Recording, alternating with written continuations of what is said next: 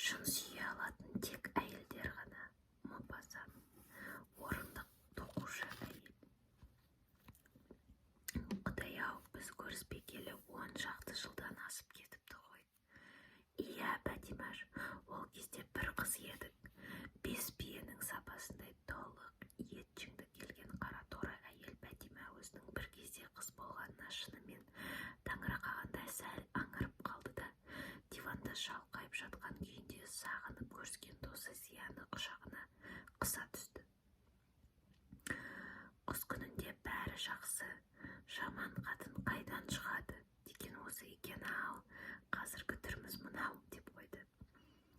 Сен айтпаймын, деді аздап соң Зияға күле қарап. Бойың өсіп, бет-бейнең ашаңданып, денең толысын қырқырағаны болмаса, сол уылжыған қалпың әлі көп қыздан артықсың. Мектепте жоғарғы кластарда оқып жүргенде өзімізді бой жеткен санаушы едік. Бала екенбіз ғой енді. Студенттік жылдар ғой, шын дәурен сүргін кезіміз. Бір қалада оқымағанымызды айтсаңшы, сенімен бірге осы Алматыға келгеніме әлі өкінемін.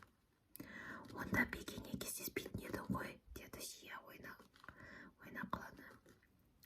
Солай екен-ау, бірақ Бекең болмаса, Секең кездеспес пе еді? Кім дейсің? Секең. Ой, әйтеуір біреу дегенім ғой. Аз үнсіздіктен соң, қалжың ғой бәрі де деп қосып қойды Бәтима ақталған түрмен.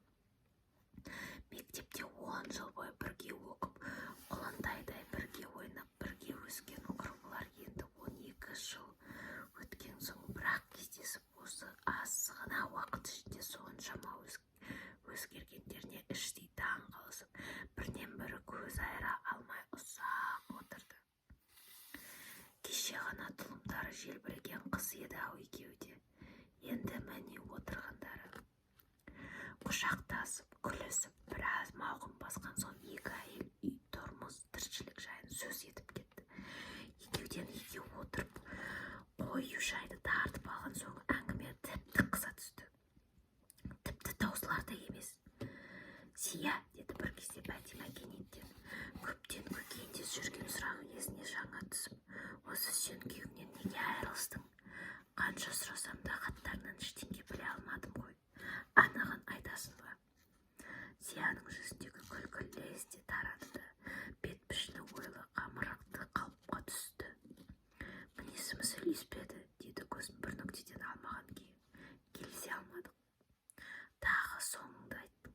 Түсінбедім сені. Естуімше ол саған жамандақты адам болса да, жібектей кесілген биязы, үлкен аға, кішіні іні деп тұратын мейірбан жан көрінеді. Білетіндердің бәрі солай дейді ғой.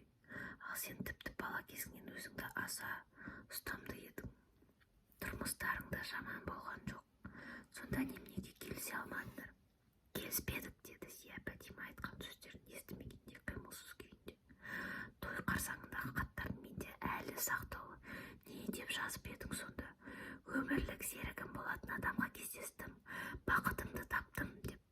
Бәтима, деп Зия жалынғандай дауыспен, мен тағы азаптан келіп отырма, сенің неше рет сұрадым, осыны сөз қылмай-ақ қояйық деп. Сағынып кездескен құрбысын мұндай реніші сөз күтпеген Бәтима тосылып қалды. Өзгергеніміз ғой, деді аздап соң жәбірленген кейіппен. Сыр жасыру жымай едік бұрын, бірақ менің анық білетінім, сен оны әлі ұмытқан жоқсың, ұмыта да алмайсың. Кімді, деді Зия, сәйдіп Бәтиманың аузына қарады. Кімді? Арыстандағыда сол кісіні жамандаған бір адам көрмеген жоқ. Өзі де Құдай берген жігіт қой, жұлдызы жанып-ақ тұр. Бұл бастаған ғана әлі жас 30-тың ішінде жаңа енді доктор, профессор. Не керек? Зия бақытымды басқа тептің. Бақытымды, Зия ауыр күрсініп алды. Бақытымды басқа тептің ғой шынында да. Құдай маңдайыңды жазған қосатын емес пе еді арыстан? Бәтима жай, тағы да арыстанды әкелдің бе? Зия денесін суық қарағандай құшақтасқан қолын жазып Бәтимадан алшақтаңқырап отырды. Сенің маңдайында жазылған арыстан еді дедің ба? Айтайын